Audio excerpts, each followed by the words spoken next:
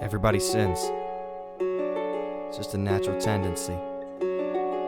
But in order to become righteous after sinning, we must first confess our sins to do so.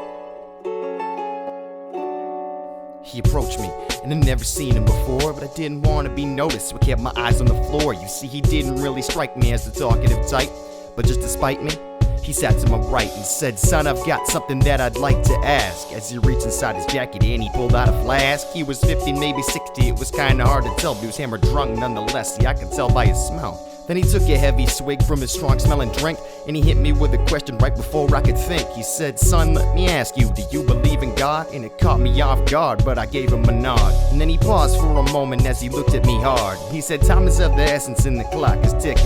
And with that being said, for you I have a proposition." So I told him to continue with no time to waste. He was serious, and I could see it in his face. He said, "Listen to my story and I'll save you a taste."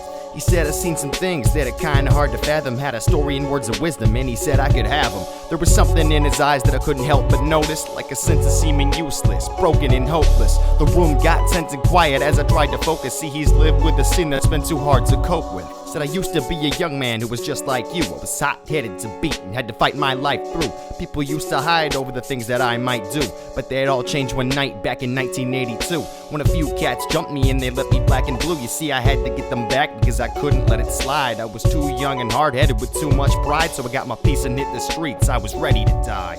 I went out looking for trouble, and you best believe I found it. See, I caught one right away, and then he looked at me astounded. Chased him down to the alley, then I had him surrounded. And I looked him in his eyes, now he couldn't hurt me. Told him, "Drop to your knees and fucking beg me for mercy." So I put the barrel to his head, right on his occipital, and my hand began to shake. I'd never even shot a pistol. I put one in the chamber, and I was lucky I saved it. Pulled the trigger, blew his brains all over the pavement. And then he paused for a moment with a look so empathetic. Told me not a day's gone by where he doesn't regret it. I could still see his brains all over the sidewalk. "Don't be like me, son, don't walk the path that I walk." I thought it was all that, yeah, the ruler of my block. But to the rest of this cold world, I'll always be worthless. Then he went silent for a moment to make sure that I heard this. Being hard has nothing to do with a trigger or bullet. It takes a stronger man to know when not to pull it. So listen, boy, don't get caught up in the bullshit. And just like that, he was gone. I never saw him again.